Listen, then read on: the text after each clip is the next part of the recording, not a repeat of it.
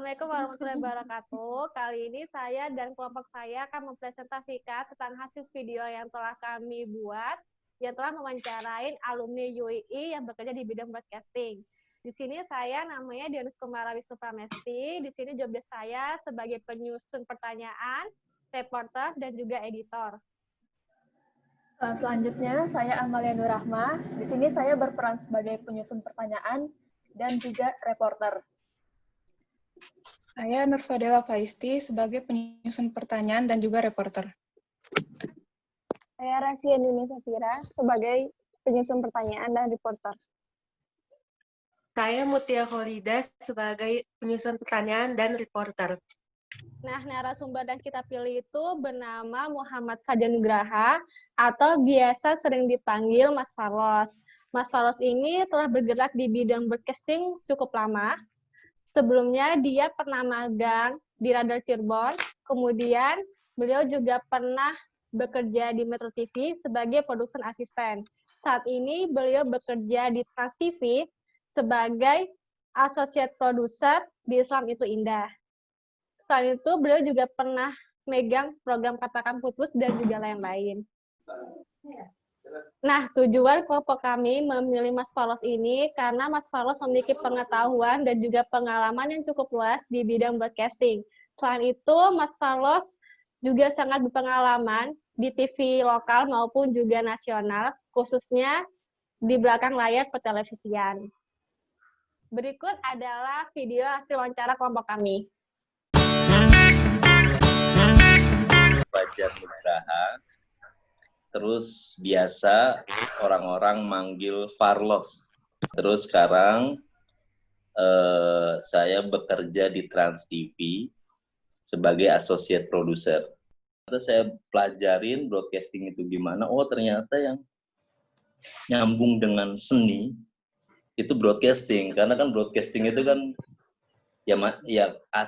artinya kan memang penyiaran, tapi di situ kan ada meliputi film juga, terus meliputi dunia pertelevisian.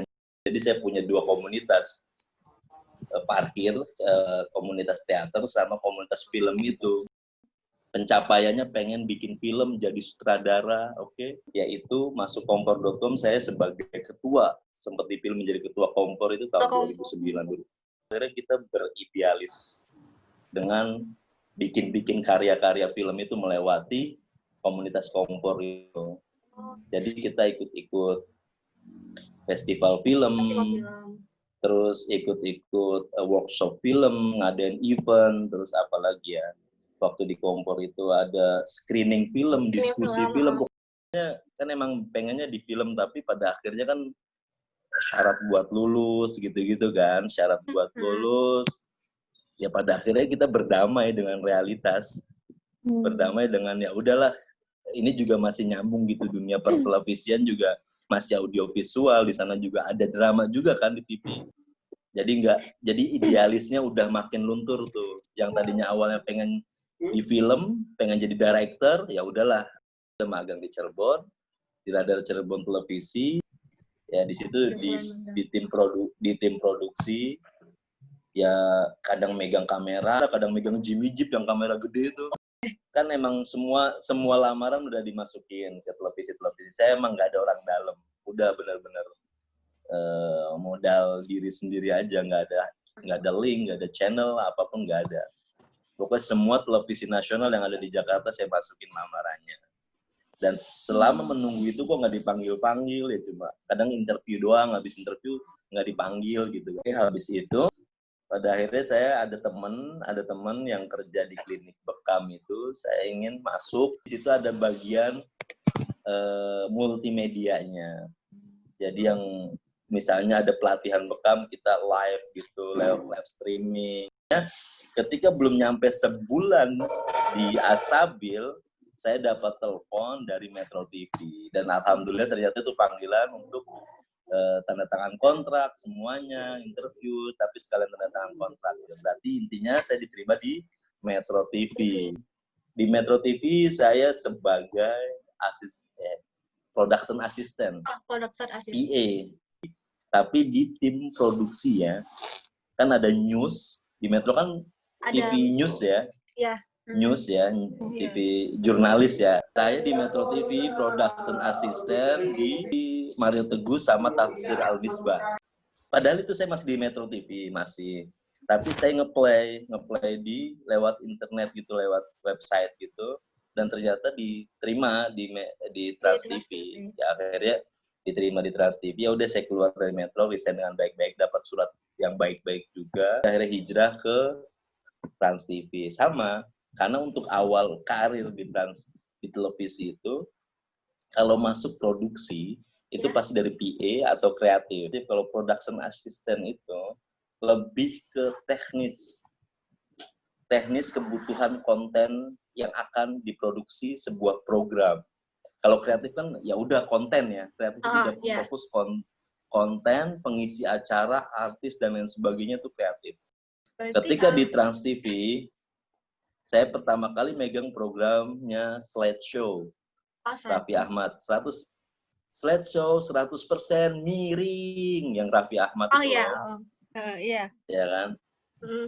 Ya udah habis itu slideshow banyak lah, sampai lupa saya megang program apa aja. Slideshow, Lab is Drama, Katakan Putus, itu ikut assessment itu jadi psikotes lagi, ya kan? Ya. Psikotes lagi, terus presentasi program baru. Jadi kan namanya produser kan merancang ya. Produser itu kan merancang program gitu. Rancang program, jadi ya presentasi program, apa yang mau lu buat gitu. Ketika lu jadi produser, yang sama sebenarnya seperti tadi basicnya itu production assistant tadi.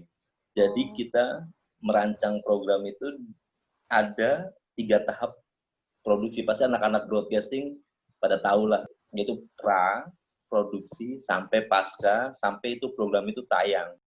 Ya gimana kita untuk mengendalikan diri, mengembangkan diri di pekerjaan itu, targetnya mau apa gitu. Kalau saya pengen berkarir, setelah jadi produser, pengen jadi eksekutif produser, pengen jadi kepala departemen, pengen jadi ya syukur-syukur jadi CEO nanti gitu kan. Amin. Allahu a'lam bishawab ya kan. Amin.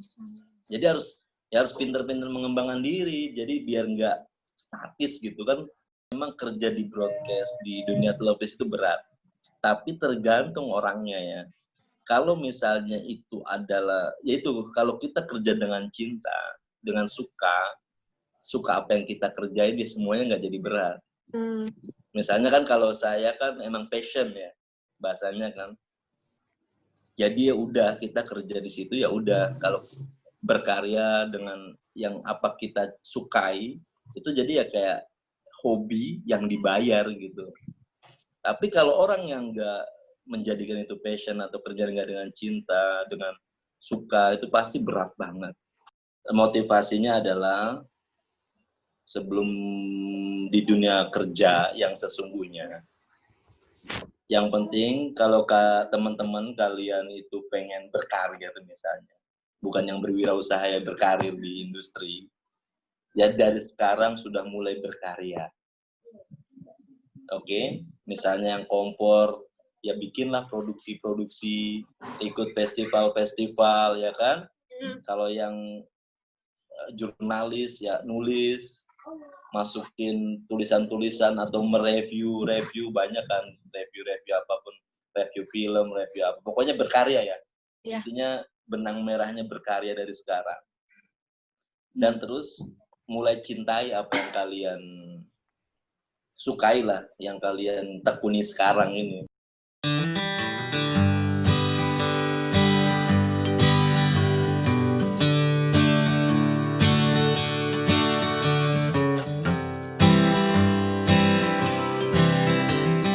Nah, kesimpulan dari video tadi itu bahwa saat kuliah kita harus lebih banyak berkarya sesuai passion maupun komunitas yang kita ikutin.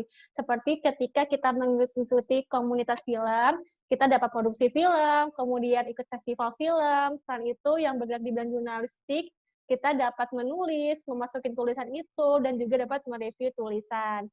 Sehingga dari semua itu, kita dituntut untuk menekuni bidang tersebut. Nah, selain itu, kita juga harus mengembangkan diri kita seperti saat magang. Sesuaikan dengan passion yang kita miliki untuk lebih memperbanyak pengetahuan di magang saat bekerja nanti. Kemudian setelah magang, kita juga dapat melakukan pengembangan diri di bidang pekerjaan yang kita geluti nantinya, misalnya untuk bisa naik jabatan.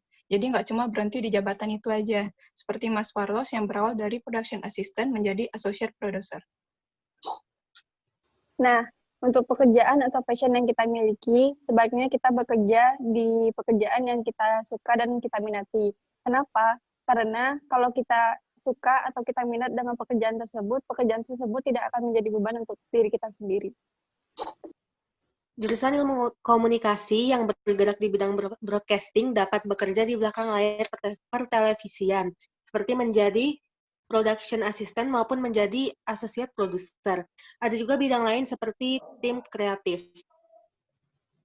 Nah, itu tadi video kita saat wawancara Mas Carlos. Semoga dengan adanya video tadi itu dapat membuat inspirasi kita ketika bekerja di dunia broadcasting.